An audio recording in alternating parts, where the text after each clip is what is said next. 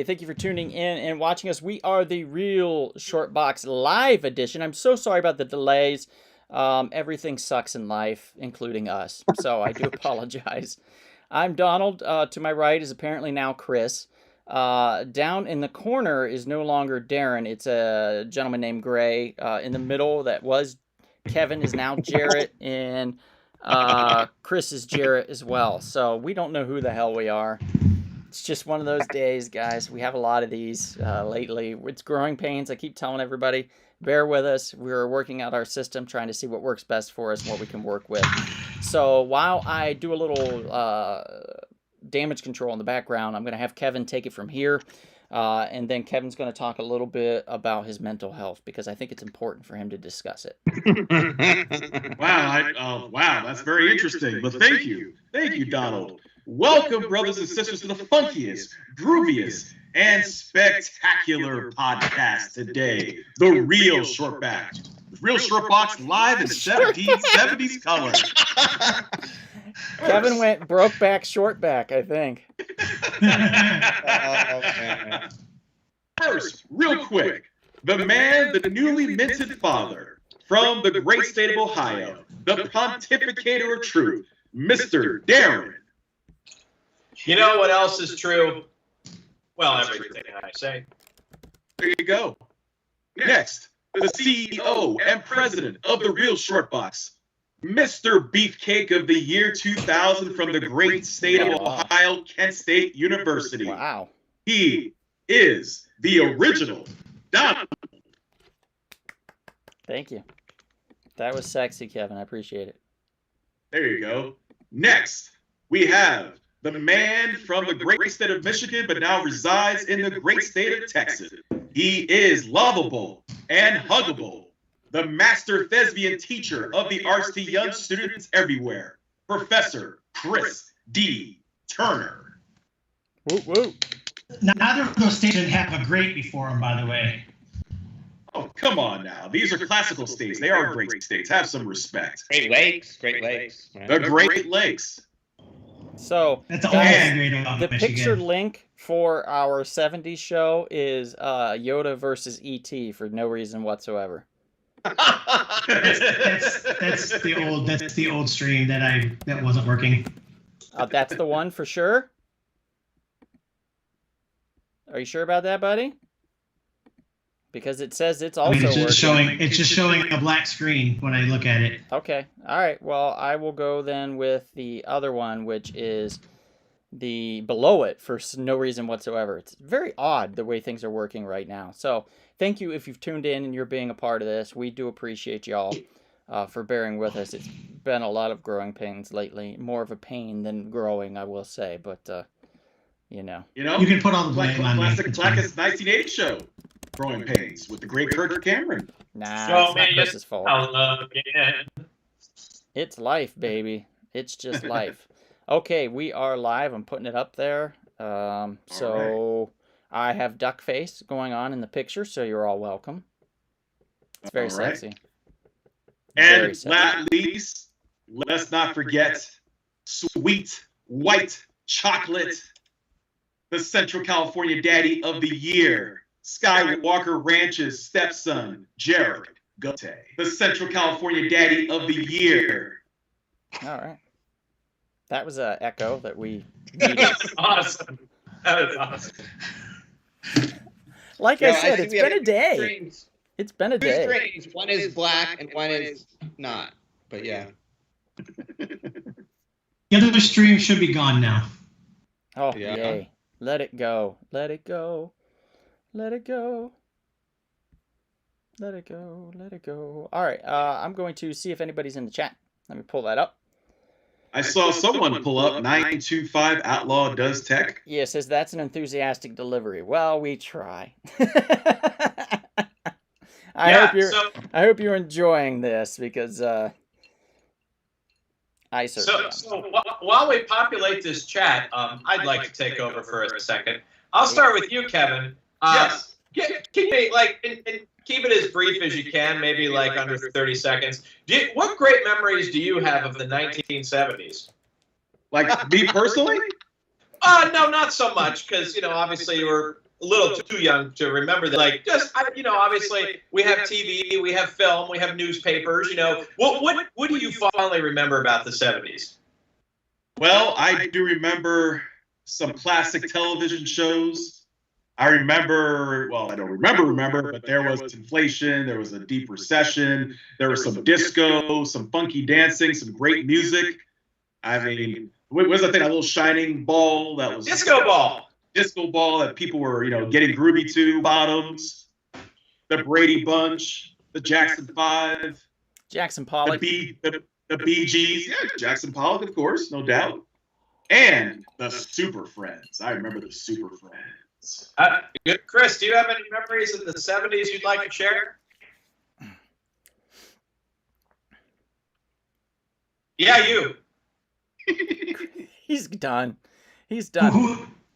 No, I couldn't hear you. You're talking to me. I couldn't hear you say my name. You. Yeah, you drunk bastard. No, not really, because I was born in the 80s and we didn't not a 70s. I know music. I mostly like these music, maybe. I don't know, some movies. Whoa. But I wasn't born until 81, so. Well, by the time I'm old enough. Really quickly, thanks for joining Magazine Retriever. Thanks for joining Scorch. Frank, thanks for joining the 925 Outlaw, who says he was born in 77, 2 weeks. I think he means before Elvis's death. And Mega Mouth Spike. Hey, comic book dudes, what's up? Mega Mouth, thanks for joining. What's up? The 925 Outlaw says the Son of Sam, Star Wars, Saturday Night Fever, Good Times, The Jeffersons, Three's Company, Different Strokes. I will tell you, Darren, speaking from experience and being born in the very, very, very, very last hour of the 1970s, basically, all that stuff was still good in the 80s. You know Absolutely. what I'm saying? Like, technology did not advance well enough for me to go, wait a minute. You know what I mean? Like, there was just, now, something 5 years old, like you watch something with computer animation or whatever, it can look like hot trash. But back then, you didn't have a problem. Everything still looked the same. Jared, do you have any memories about the 70s you'd like to share? Just late night Coke parties. Perfect for cartoons. Lewds in the 70s. That's right, we were doing lewds, but I was always kind of a rule breaker. So the parents were doing the lewd, and I was watching cartoons, reading comics. And weren't you a Gerber baby back then, sir? Yeah, I was maybe 79. Yeah, I was. Yeah. Well, my always feeling about the 70s was always like the classic music, the classic rock was indeed classic. The pop music was terrible. I don't think I've ever gone back and thought about listening to Barry at any point. And then I would say that we had, despite the fact most of them were very cynical, you could arguably have maybe the greatest collection of best pictures in a decade that the Oscars are seeing. Everything ranging from Patton to Kramer versus Kramer, 1972, 1979. So I think we will always have that. Obviously, I would say that kind of really started to break everybody of that cynical funk was 1976's Rocky, of course. So yeah, the 70s definitely, there's some great art there, but culturally, I don't know one misses the bell bottoms. No. Wait a minute, I thought I saw you wear barrel bottoms a couple of years ago, sir. Yeah, clearly you've never seen my hips before, sir. It just wasn't going to work. Hey, Katie. Hey, Christian. Thanks for joining. Good to see you guys on here. The 925 Outlaw says the late Ted Knight was the announcer of the Super Friends. Judge Smalls, Smales? Yeah. From Caddyshack, Ted Baxter from the Mary Tyler Moore Show, which little note to that 925 Outlaw is on, I think it might be KTLA, it might not be, I'm not 100%. One of these LA, cable, not like cable, but regular stations like 5 or 6 or whatever, they play Mary Tyler Moore Show daily. And I know this because I work sometimes at a shop, and that shop plays that shit daily. So it's still in rotation often. So there's always that to look forward to. KDOC. They do really good classical television shows. Everything from Mary Tyler Moore to Alf. Real classic. The Apple II came out. Wow, that's interesting. Okay. And actually, if I could say real quick. Meanwhile, at the Hall of Justice. That's pretty good. That was a pretty good Impersonation. impersonation. There we go. Yeah. The Atari 2600 also came out, I believe, in 1977. And Pong, I believe, in 1974. Can everybody still hear me? Actually, earlier than that, it was like 72. Can you all still hear me? Okay. Yeah. Yeah, you can hear me? Yes, sir. Okay. And can everybody online in the chat, 925 Outlaw, for example, can you hear me right now? I just want to make sure that everybody can hear me. I was having an issue with my microphone, so I got rid of it because it's stupid. So let me know. That kind of reminds me of a song from 1979 called Hey You by Pink Floyd. Hey You, can you hear me? Yeah. Trying to talk through a mic, but it doesn't work, and you want to throw it in the trash. Yes, you. I got it. I got all that. Yes. Loud and clear. Thank you, Gio. Love it. Appreciate you guys for letting us know. Let's rock this shit. Yeah, gentlemen? Let's do it. Let's crush this bitch. I'm going to pull up some stuff. Basically, it's going to be some pictures, and we're going to go, I think, Chris, we're going to go with you first on these 70s cartoons. We're having a little fun discussion, and I can't remember what yours were, so if you want to give me the one that you're going to talk about first, I'll pull up the picture for it. It's the one behind me here, Pink Panther. Ooh, okay. Done. Picked up the image. Pink We're good to go. Panther started off as a kind of a short cartoon for the Pink Panther movies in the 60s. And then it kind of became its own series of theatrical cartoons called the Pink Fink. And then it became a Saturday morning cartoon called the Pink Panther Show. And it started in the 60s, but it kind of really got popular in the 70s. That's when it really started to get really big. It started in 69 and then went on through the 70s and ended in 1980. It was a bunch of short cartoons, Pink Panther, basically just doing a bunch of silly stuff, and he was a panther that was pink. Basically, a lot different than the films, because when I was growing up in the 80s, I saw the cartoon. And then I watched the movies, like in my teenage years, and I was so excited. I was like, oh my God, this is going to be like the cartoon character comes to life, and he gets like chased around by this Inspector Clouseau and stuff. No. I had no idea why. Yeah, because I same thing. I grew up with the cartoons first, and was so baffled by the movies, and was like, what? I don't understand the connection. Yeah. And I was like, fuck you, Mom and Dad. And then they were like, whoa, you're oh my gosh. Yeah, totally annoying, I will say. Extreme language. Yeah, there's kids on here. Wait, no, there's not. It's too PG, late. it's a PG show. It's too late. There's We're no talking kids. about cartoons here.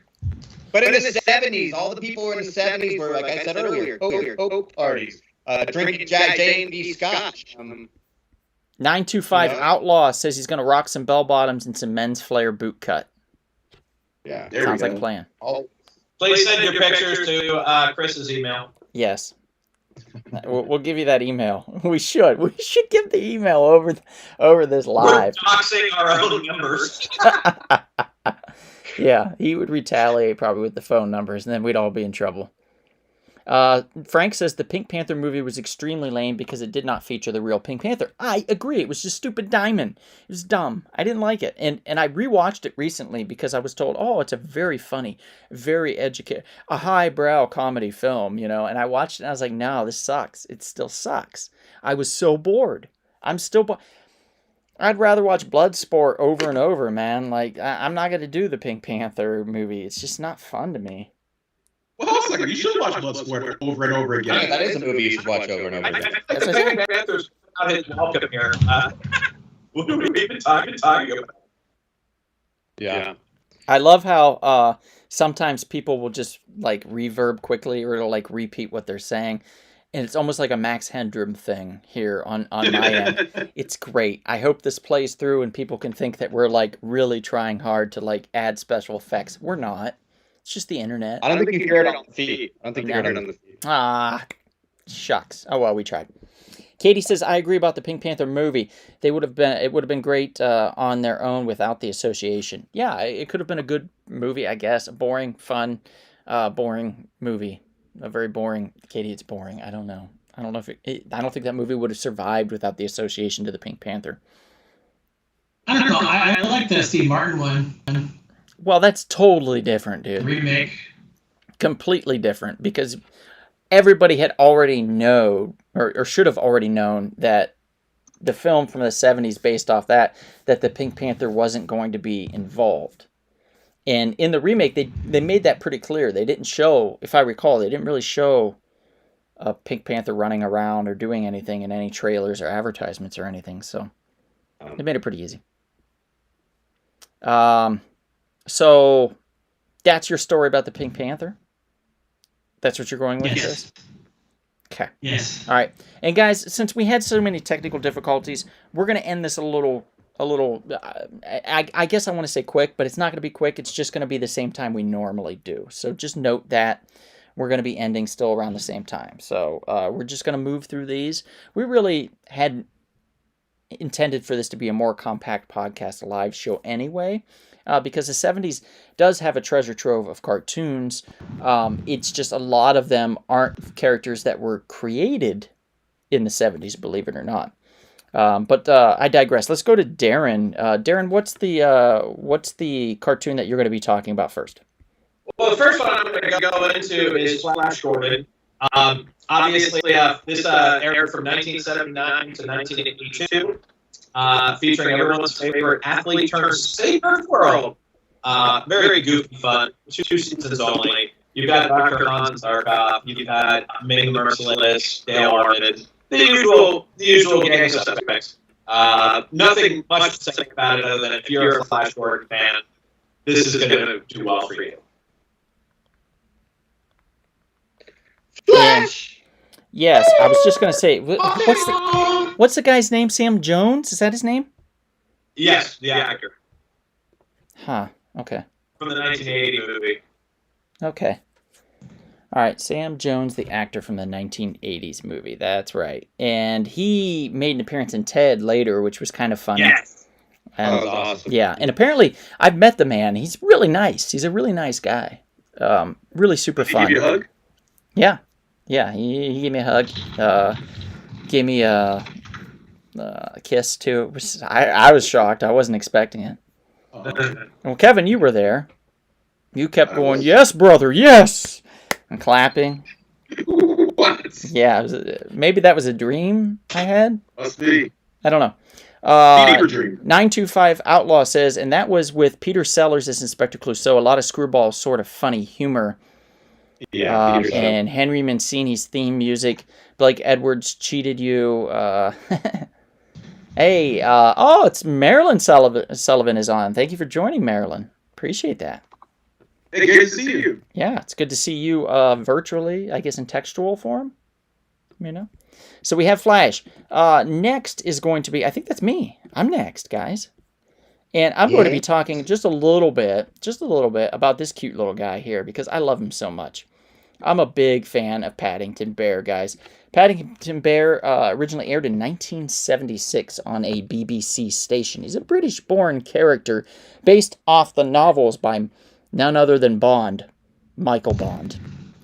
And this series is actually, believe it or not, is scripted by the man himself, by Michael Bond.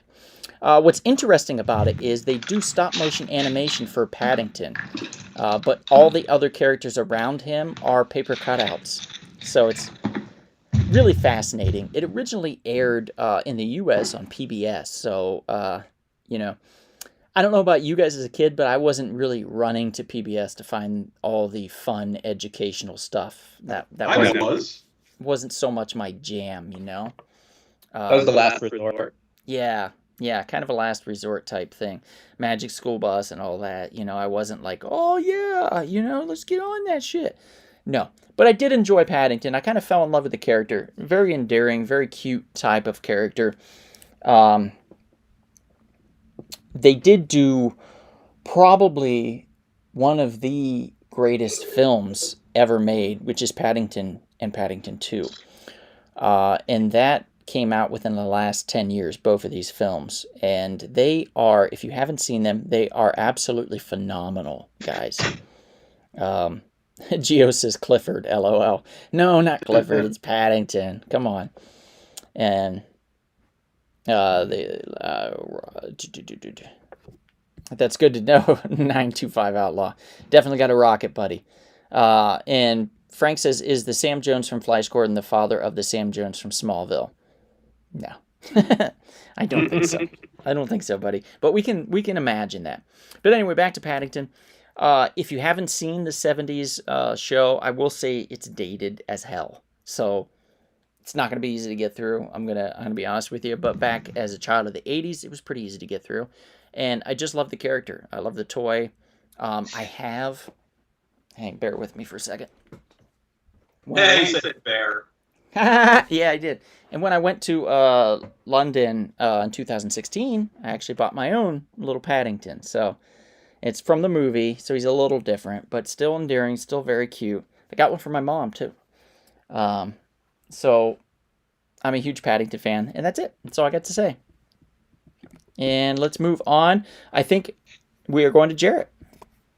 Yes, we're doing my furry friend, as we know him, and his name is Captain Caveman. Yes. Unga bunga, buddy. This was actually eye-opening. A lot of my research, I found things out that I had no idea. I thought Captain Caveman always was his own series, but he originally came from a 70s show called Captain Caveman and the Teen Angels that premiered in 1977 and to 1980. 40 episodes. I had no idea. Wow. So basically, the premise was Captain Caveman teamed with the Teen Angels, who were Brenda, Dee Dee, and Taffy. And they were pretty much supposed to be like a Charlie's Angels. And then, I don't know where they found this thawed-out caveman, kind of like caveman lawyer from Saturday Night Live. He was thawed away by some of your scientists. So they would go on mysteries and all that stuff. So that was the introduction to Captain Caveman. He would obviously later go on to premiere in some Flintstone episodes and then have his own series. And just a little bit about the character. He was voiced. Does anybody know who he was voiced by? A very famous voice artist. Caveman. One James Vanderbeek. No, but great guess. Thank you. Bob Hope. Very close to Mel Blanc. Oh! Ah, shit. What up, Doc? Yeah, he did everybody for Warner Brothers. Let's see. He spoke in caveman talk. His whole thing was he had a club. He was a superhero. He was supposed to be the world's first superhero. He would pull out things from his hair, and he was always, I guess, all in this show. What was frustrating about him is that he would try and eat the clues. So he would eat. He would try and eat objects that you're not supposed to eat in one gulp, like bicycles, TV sets, table lamps. So he was just the recipe. No joke for disaster. Fair enough. But the obviously had so many had much stronger legs than the Teen Angels, and he went on to, like I said, go on to his own show. I remember seeing him on the USA Cartoon Express when they would show all the old Hanna-Barbera cartoons, just where I got introduced. What up, Alex? Hanna-Barbera seemed to have run the late 60s, 70s for cartoons. Man, do they ever. Did you know that they, normally an animated film or an animated show would have about 14,000 animated cells.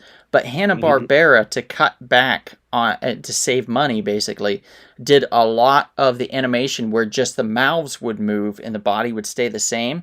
And they ended up with having to only do 2,000 cells per show and saved a shit ton of money that way.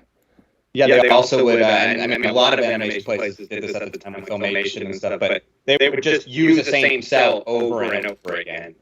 So if there's like the caveman jumping or whatever, they just have the same cell can just insert it in every time. It's really Yeah, cool. you do a thing where like they would have the character by themselves, so they could reuse it, and then you have different backgrounds that they would replace them with. Yep. 100%. So yeah, that's Captain Caveman. That's my man. And a real quick cool history thing. One of the composer for Captain Caveman, the composer for almost every Hanna-Barbera cartoon, was a man named Hoyt Curtin. He did the Flintstones, he did the Jetsons, he did Super Friends, which we'll talk about later. Hoyt Curtin was my wife's great uncle. So some family connection. No shit. Yeah. That's kind of crazy awesome. Yeah. Ah, I'll be dang. And did The he look Curtins anything apparently- like Captain Caveman at all? Very hairy? No, I think it's just like music, just boring composer guy. Okay, gotcha. Okay. All right. By the way, Alex Benquita has joined us. Thank you for joining, Alex. Frank says, wasn't Chester more intelligent than his alter ego, Captain Caveman? Yes. I think so. And the 925 Outlaw says, I think they used rotoscope animation for that series, but it did make a comeback in the 1980s with Defenders of the Universe featuring Flash Gordon and, of course, Ming the Merciless. I think he's talking about Flash, the series. Oh yeah. Alex says he loves Defenders of the Earth. Highwayman on NBC. Sam Jones appeared on an ill-fated NBC TV show called The Highwayman, which ran between 87 and 88. Wow, I'd not known that. That's interesting. Alex, I think Captain Caveman was on the Flintstones Kids or something very similar. It was a later on Flintstone series. He was on that. Yeah, I think so. Yeah. All right, so moving on. Kevin, you're next. What would you like to talk about? Hong Kong Fooey. Number one super god. system. Hong Kong Fooey. Hong Kong Fooey. There you go. He's on the screen, Kevin. Are you excited? Oh yeah. You know, they made a song for him, and the song was done by, I want to say Sublime. I believe you are correct. Yes. I rock. I'm leaving. Sublime. Yeah, back in 1995, they did like a cover of the song. Oh, I thought you were talking about the original. I was like, wait, what? No. Sublime was around in the 70s. Sublime are immortal. Yeah. But what's cool about this show, it originally was aired in 1974. And it's about this, how should I describe it? Like a janitor, a clumsy janitor. Almost he's trying to be a Clark Kent type of humble character. His name is Henry Pooch. And then when it was time for him to become Hong Kong Fooey, he would jump into a file cabinet, dress in his gi, and then start doing some crazy wah. Really? All nuts.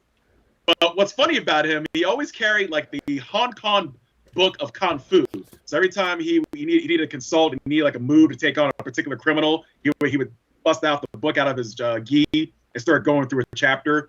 So he would have these different moves like 2 against 1 Kung Fu run, fortune cookie flip flop, ting tong tornado, and the chow chow bow wow. That's some busy stuff. Yeah, some busy stuff. But what's crazy is he had this cat named Spot that was like his friend. Mm-hmm. It's very similar. Actually, I think it influenced Inspector Gadget because Spot was very much like what Penny and Brain were. You know, you have an incompetent, hero who doesn't really know what he's doing. He just talks that good talk. But then they would actually be the one to help him take out the criminal. But what's funny is he'll go around town destroying stuff, but people will be like, wow, it's an honor for something to be destroyed by the great Hong Kong Fooey. And like the criminals would be like, oh my God, it's Hong Kong Fooey. What are we going to do? Mm-hmm. Oh my God, he put a move on us and he didn't even touch us. But it turns out the cat Spot is the one who really tied them up or captured them. So it's just freaking hilarious, but it's a cool song. Scatman Crothers, played the role of Hong Kong Fooey. Yep, great voice. Of course, he was in a classic horror film, Stanley Kubrick's The Shining, as you may remember. But great show, a lot of fun. Only lasted really 1 year, 1 season, 16 episodes, but just like Jarrett mentioned, that was one of the shows that I discovered on the USA Network's Cartoon Express. So, oh, that's adorable. That's adorable. Let's go back to Chris. I've had enough of you, Kevin. Chris, what's your next one? My next next one is What's Behind You? Behind me? Yeah. Oh no, I know what that one is. Yeah. Also on my list. So let's share this one, buddy.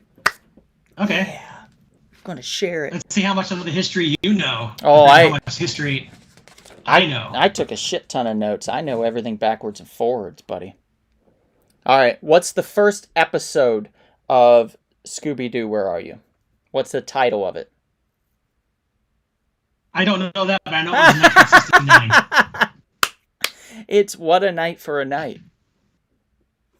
Hmm. Yeah, that's right. Look at this. Crushing You're feeling it. good about yourself. I know that it's I know that they played Scooby-Doo up against another show. What was it? Another mystery show, and it was no, it was you know what? Hardy Boys. It was Hardy Boys. They competed Hardy against the Hardy Boys. Boys and destroyed Right. it. Really? Destroyed it. But there's far less episodes of Scooby-Doo than you think. Really? Yeah, really. There was only like the first season had, well, the second season only had 8 episodes. The first season, it was just two. It was 1969 and 1970. So it was just 2 seasons, 17 episodes of the first season, and then were total. So it was 9 in the first and 8 in the second. Okay. And then it changed to what they called the Scooby-Doo movies in 1972. Yeah, it had like And that's over when a they dozen different show titles, right? It was insane how many different show titles Yeah, they it had kept for changing. it. Yeah, and they used the but one same we all cartoons. know and love. Yeah, once it went like it got syndicated somehow or something, or they just kept like renaming it, retitling it, and they'd use the same damn cartoons over and over and over again. Sort of. Yeah. So in 1970, they decided, hey, let's everyone loves it. Let's not make it anymore. We're just going to make money on syndication. So from 1970 to 1972, they just ran reruns of it, and it was huge on reruns. And then they said then they do Scooby-Doo movies, which basically was the same show, but they changed the title. But it always featured a Hanna-Barbera cameo. Yep, and It was an Alex. hour-long episode. Alex and says they always had. Alex says the Scrappy Doo show came along too, so that makes sense. Yeah. Yes, yeah, that was later on. That was in 19. Scrappy Doo was 1979, I believe. Now, do you remember the original name of the Scooby-Doo, Where Are You, before they even came up with the name Scooby-Doo? Do you remember what they were going to call it? I do not. Why don't you pop name Scooby-Doo? They were originally going to call it, the Mysterious Five. Really? Yes, that was the original title, was the Mysterious Five. Then they were going to, if I recall, give me 1 second here. I know I wrote it down somewhere. Maybe I didn't. I think it was called something like, Who's Scared was the second name that they were going to call it. Yeah, believe it or not. And then they finally fell upon the Scooby-Doo, Where Are You? And the only reason why they did it was a Red Eye Flight. One of the creators of Scooby-Doo, I can't remember if it was Hanna or Barbera, one of them was on a flight, and it was the Sinatra song where he was scatting, and he was like, "Doobie doobie doo, strangers in the night" or something, doo doo doo doo doo, and he was like, "Scooby Dooby Doo," and he was like, "Scooby Doo, that's the name." And that story actually is pretty real. No one's been able to refute it, or dispute it. So it's like, it's canon. This story is canon. That's where the name of Scooby-Doo came from, was from none other than Frank Sinatra, which is really cool. Old Blue Eyes. Another thing was, with the Mysterious Five, it was going to be 5 teenagers named Jeff, Mike, Kelly, Linda, and WW, and a bongo-playing dog. Now, they later changed the names. Mike was dropped, and the rest were renamed. Jeff was named to Fred, Kelly was named to Daphne, Linda was named to Velma, and WW was then named to Shaggy, and of course, Scooby was no longer a bongo-playing dog. He did probably eventually play bongos in Scooby-Doo, but then they changed him to a Great Dane as well, because he wasn't originally a Great Dane. I think he was going to be a Shaggy dog originally. So a lot of things, a lot of fascinating history about Scooby-Doo, Where Are You? That I love looking up and reading and researching and stuff. And there's so much more that we could get into on this, but we have to move on, guys. We have way more information to give you, a lot more fun to go through. So let's go to Darren. Darren, what is your next choice? I'm going to skip to the end, so to speak, on this one because I happen to have a nice little prop that I will show you now. I'm going to go with a very well-known character, Piglet. Aww. Oh. Piglet in the 70s would have been obviously most featured in the feature film The Many Adventures of Winnie the Pooh, which encompassed, of course, 3 shorts, which was Winnie the Pooh and the Honey Tree. I believe I have the Winnie the Pooh picture. Oh, wait. No. No, this isn't. This is Kevin. Why? What did you send me? Why are you laughing? It's the other one. There's 2. It's the other one. Get the other one. Oh, need a picture. Okay. I have the Piglet right here. Okay. All right. We'll just go with that then. Winnie the Pooh and the Blustery Day, and Winnie the Pooh and Tigger too. So obviously, so what's interesting about this, as you mentioned earlier, a lot of these characters came out way before the 1970s. Obviously, Piglet actually his first appearance was in A.A. Milne's book Winnie the Pooh in 1926. Piglet, of course, known as a very small animal who is, I guess you could say timid, but tries very hard to be brave when afraid.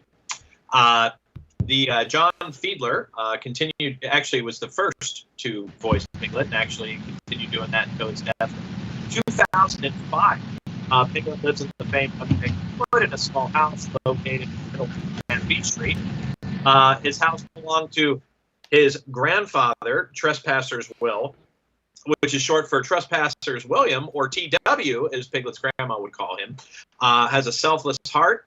Gives his beloved home to the owl when he is left at home. And like Winnie the Pooh, the character of Piglet is based on a stuffed toy owned by the real Christopher Robin. And today, you can actually see that stuffed toy on display in the New York Public Library.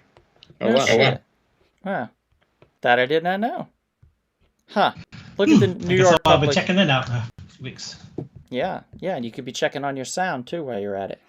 Oh, and this, of course, obviously... with my sound. The Piglet in the Disney animations does not look like this one. This was the original concept drawing stuffed animal for Piglet, which obviously looks quite different. I'm a big fan of the classic toy line of the Winnie the Pooh characters. And when they did a film, I cannot remember who the actor was. I'm sure someone in the audience will. In a very modern Winnie the Pooh movie. Ewan McGregor? Ewan McGregor. They did. I was going to say him too, but something just blocked me from doing that. But anyway, so when this is not Ewan McGregor.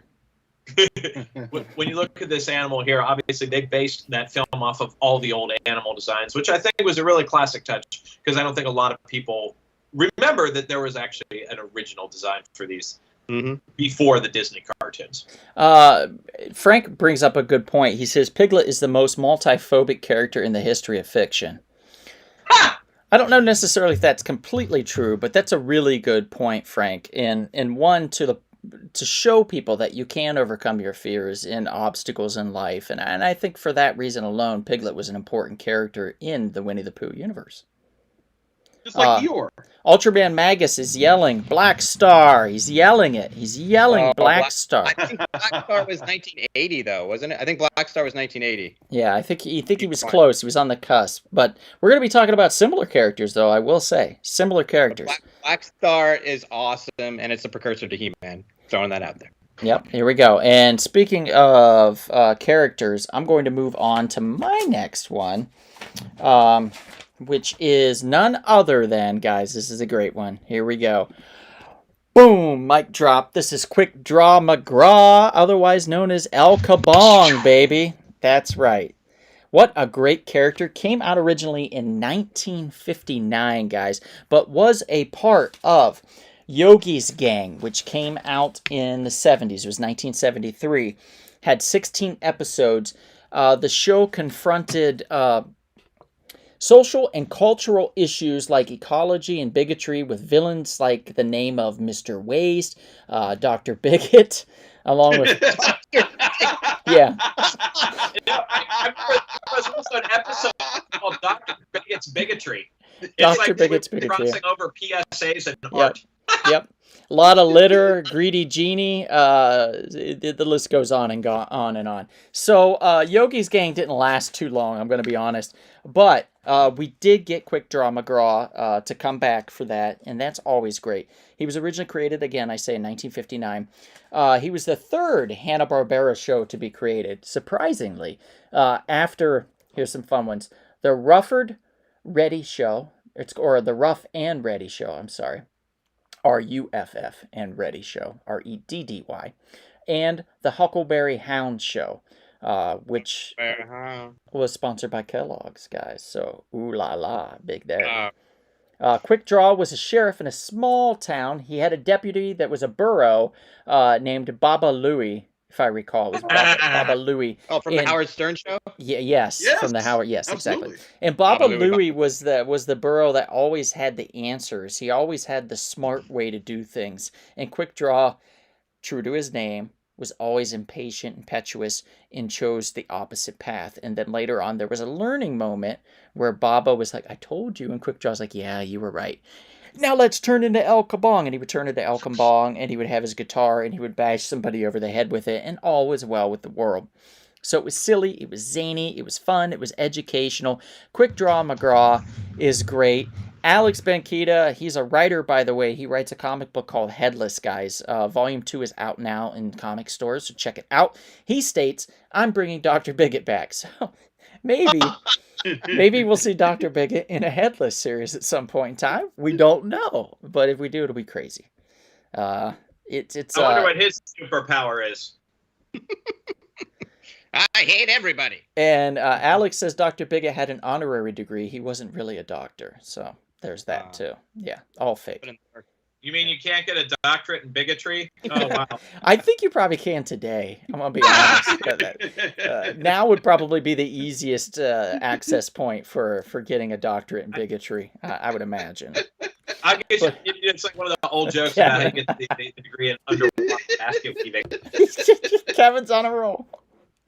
All right, so we're moving on from Quick Draw McGraw, and we're going to go to Jared. Jared, what's your second choice or third or wherever we're on?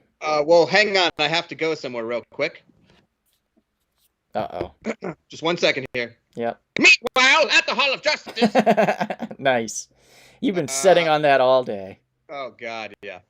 As you can see, the Hall of Justice, you can see behind Kevin, I'm talking about the Super Friends. This show was my first superhero cartoon show, so I was so pumped to see it. Let's see here. It premiered in 1973. Once again, like Scooby-Doo, 1,000 iterations with different names, with the same characters, or they would add some characters. You had the Super Friends, then you had the all-new Super Friends Hour, then you had Challenge of the Super Friends, and then it kept going on, and that was through the 80s.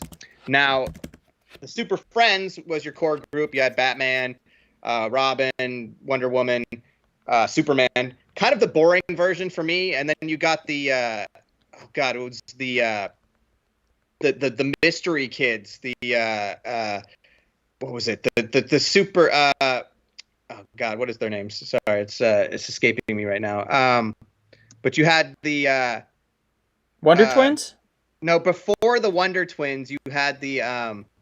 It's about the Wonder Dog and the boy with the red hair and the cape. Yes. Those guys.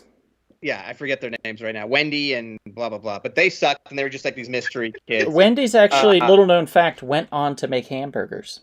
That's right. Yeah. But the characters I really want to talk about are the ones that didn't get that weren't mainstream comic heroes, such as the Wonder Twins.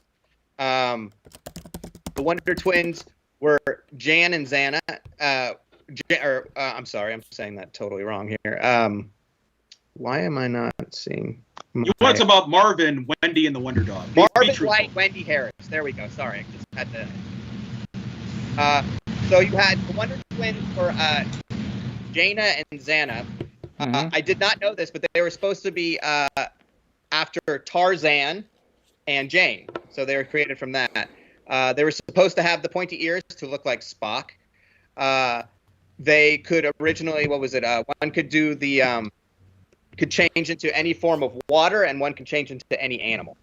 And they would, of course, say, Wonder Twin powers, activate. Were they supposed to be incestuous, like in the show, or is it just a 90s mentality thinking that? Well, they were supposed to be based off of, oh my God, I'm like blanking on everything right now. I had it right here. Bartles and James, I think. No. No? Oh. I thought. Oh my God. The Smothers Brothers. No, Donnie and Marie Osmond. Oh, yeah, that.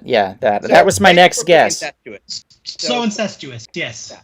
So incestuous works totally. They also had their monkey Gleek that could actually, do like magic and stuff like that. So the Wonder Twins I always thought were cool. They were dorky, but they were pretty cool. Then what was cooler is, if you think about it, DC was actually very culturally diverse before other people. They created the Apache Chief, one of my favorites, Black Vulcan, El Dorado, and Samurai. Now, Ooh. Samurai had wind powers, which was basically supposed to be he was instead of Red Tornado. El Dorado was of Hispanic descent, and he had like a magic cape that could teleport people. Black Vulcan was obviously based off of Black Lightning, but the creator of Black Lightning, Tony Isabella, had some kind of issues with using his character because I guess he had control over it. So they went with Black Vulcan. Guess they should have went with Thunder. Yeah, they could have. And then Apache Chief, of course, was the nut chuck, and he would grow super big. Oh, that's cool. Yeah. So I love the Super Friends. My favorite version of the Super Friends, of course, was the Challenge of the Super Friends, when they brought in the Legion of Doom, and you had like a counterpart to every guy. You had Sinestro for Green Lantern. You had who did you have for Flash? I forget. Oh, Captain Cold, who became like my favorite character. Cheetah for Wonder Woman. You had Lex Luthor. It was just Sinestro. so cool. Solomon Grundy, Sinestro. Yeah, it was just such a cool. The Toy Man. I love the way they did Toy Man. He was like a jester.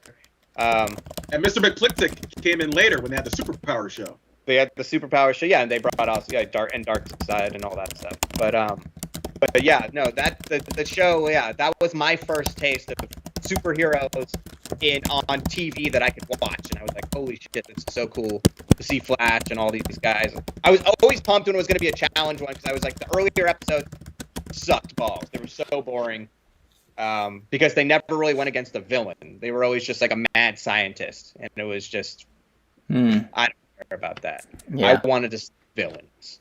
Right, villains all the time. Death, destruction, carnage. Well, maybe not death, but destruction and carnage is always fun. Yeah. Right. Especially Woody Harrelson Carnage. Oh my God, he was so bad. Oh, that's another subject for another time, but he was truly awful. Woody Harrelson as Carnage should never have happened. I don't know why they thought that was a good idea. Especially in the end of the first one when he had the terrible red wig. He looked kind of like Sideshow Bob at Escape the Simpsons Land. He was trying They to... like just asked him, they're like, here, use this, and they just threw him a wig, and he's like, They should have just given it to Kelsey Grammer and had him do his voice, and it would have been better. I mean, it's hot trash. And the sequel's so bad. Oh, man. I can't... But it made a lot of money, though, right? We got to Made do a lot of money. podcast on how bad Carnage and Carnage I still Venom feel like 2 is. Way worse superhero sequels still. It's Well, awful. it's funny you mentioned that. We do have a show coming up on that. Kevin, what's your next one, by the way? Hey, it's Fat Albert. All right. As large as Fat Albert is, let's try to get through him as fast as we can. Yes, sir. like talking about Bill Cosby for the next half hour. Oh wait. In the Yeah, cartoon, there are a few problems with the cartoon, actually, where he does dope up a few people. And, yeah. No, he doesn't. No, he doesn't. Are you sure? That's not, Animated characters press charges against Bill Cosby. I think so. I think that's what happened. This is untrue. The one dude with the condom on his head off to the left in the green, that guy had a lot of problems later in life. It was all- English man. Even as a kid, I thought that was a condom on his head. I didn't understand it. Wait a minute. You knew what prophylactics were back Hell, then? I was wearing them. I came out strapped. Wow. This is disturbing. This is very disturbing. I'm Irish, son. That's how it works. Oh my God. Yeah. Well, this show, it came out in 1972, and this is probably one of the longest running cartoon series ever. It ran from 1972 up until 1985. Unbelievable. Wow. But basically, it's based on Bill Cosby's youth and some of the guys he hung out with in North Philadelphia. And, you know, these guys were like some of his best friends. So Fat Albert was based on a real person named Albert Robertson. And as we know, you saw all those different characters you mentioned, Donald. You have Mushmouth, Dumb, Bill, Russell, Weird Harold Simmons, Rude, Rudy, Davis, and Bucky Miller. And they basically formed the Junkyard Gang. Ooh. And they all played different instruments. They all had different adventures. And what was cool about the show was there was always a theme. So there'd be some kind of theme they would tackle. Rather be one was about simply lying. You know, some could be about kidnapping. Some could be about child abuse. And, you know, usually they would sing a song that connected to the theme. Drugs. So, you know, A lot of drugging. Yeah, drugs. Yeah. You know, they would sing a theme song. Go figure. They get together. Yeah. All right, But, you know, moving on. Oh, Kevin, you award-winning can't be talking about drugging children. That's terrible. You can't do that. That Yeah, gets you that in trouble. episode called Spanish Fly was a weird one, but no such episode called. I just love how you guys asked Kevin to explain Fat Albert, yet you just talked over him the entire time. That's just life, baby. Frank says when Apache Chief gets sick, he and yuck up chucks. I thought that when I was going to make that joke, Frank. I really was, and then I stopped, and I'm sorry. I should have Fat done Albert it. could have been a member of the Super Friends. Award-winning Fat Albert could have been a member. All right, going from Kevin back to Chris. Chris, you have any more you want to talk about really quickly? Sure, I can real quick. I'll talk about the Tarzan cartoon. Tarzan, Lord of the Jungle. That was a thing. Premiered. It was 4 seasons. Oh. Yeah, it Oh. was. 1976 to 1980. Wow. The first season had 16 episodes. The last 3 seasons did not have many. The second season had 6. The third season had 6, and the last season had 9. Oh. Okay. 9. Total of 36 episodes. Was voiced by Robert Ridgely. But surprisingly, his Tarzan yell was voiced by somebody different. What's the point of casting a Tarzan if they can't do the yell? Right. Like I said, ran for 4 years. They had some weird things. A lot of it was about like finding lost cities, like they did in the books. They had some random weird character, like races of people, like the monkey people, which were a race of creatures that were part human and part monkey. They had giant eagles, dinosaurs, all kinds of like jungle animals. How was the animation? Was it fluid, never- jerky? Was it? I mean, it's different. It's different than a lot of the cartoons we were talking about. It was made by Disney, so it was, or sorry, not Disney, Warner Brothers. Okay.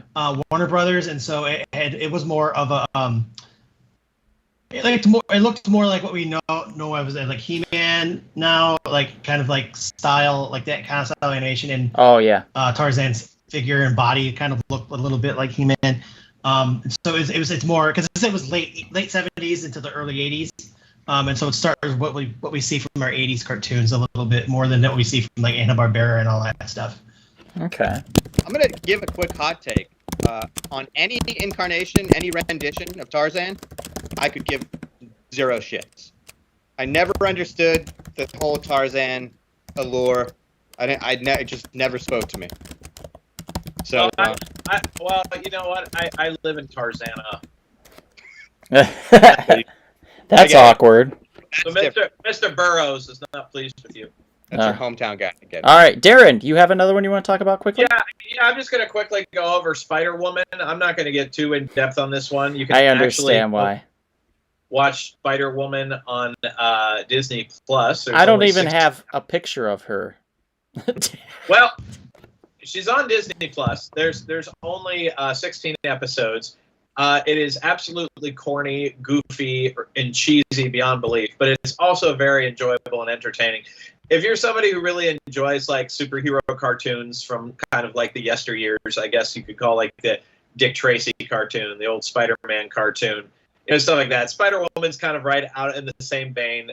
The adventures she goes on are completely absurd as far as like reality, but it's still very enjoyable. And like I said, it's on Disney Plus. You can access it at any point. And believe me, there are way worse ways you can spend your time watching television right now than watching Spider-Woman. Yeah. Scorch says Yeah, you could Spider-Woman. rather watch The Amazing Spider-Man.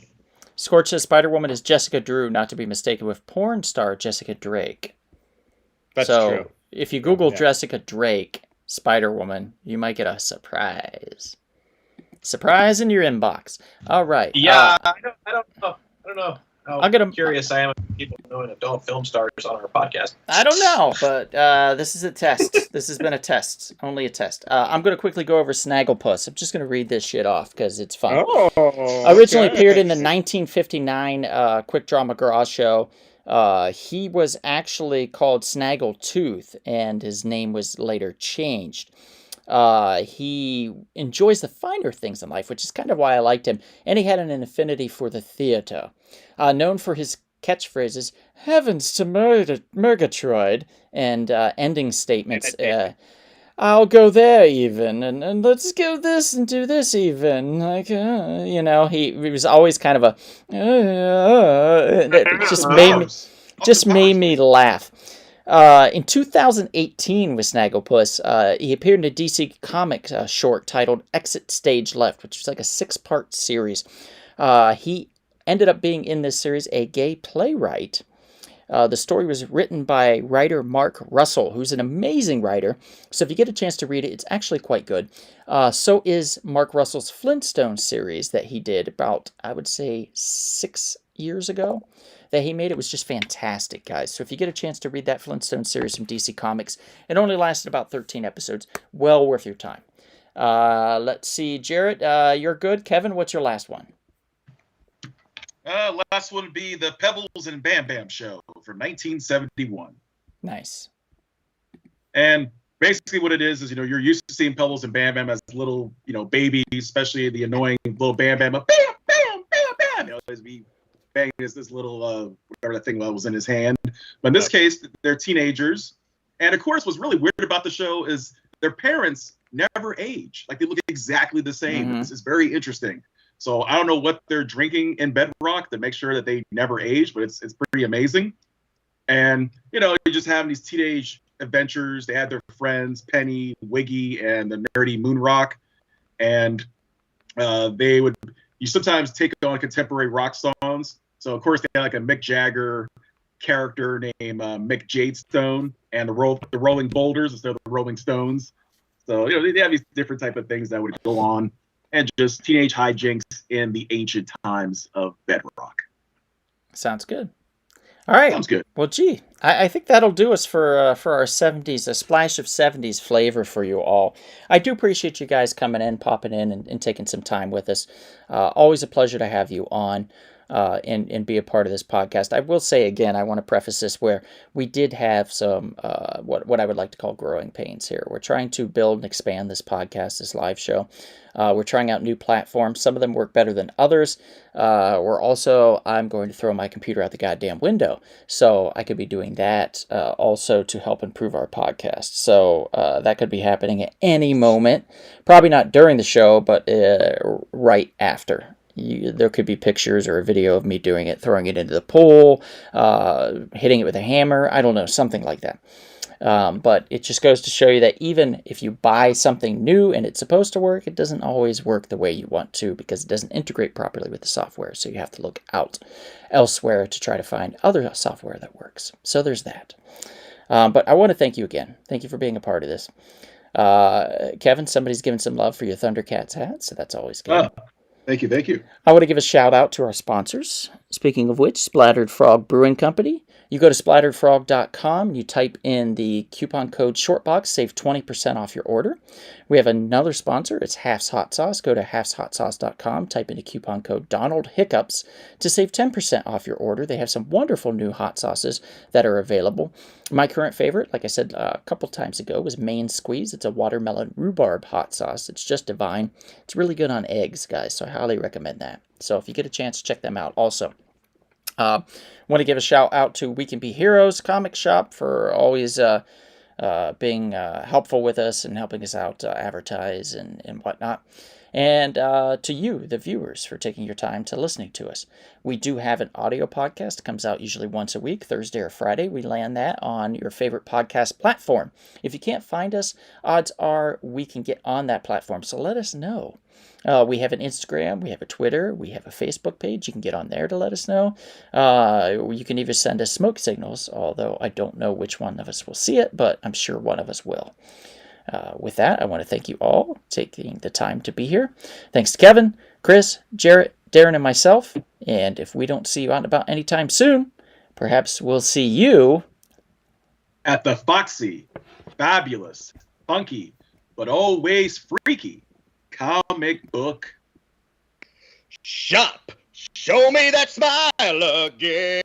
Show me that smile. Don't waste another minute.